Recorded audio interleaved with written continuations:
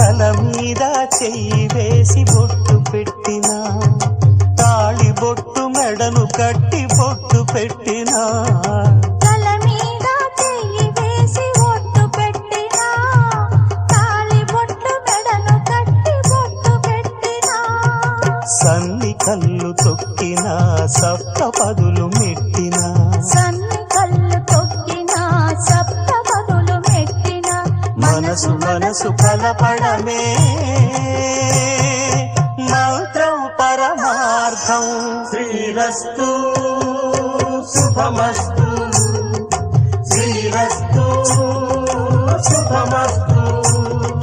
శ్రీకారం చుట్టుకుంది పెళ్లి పుస్తకం, ఇక ఆకారం దాల్చుతుంది కొత్త జీవితం.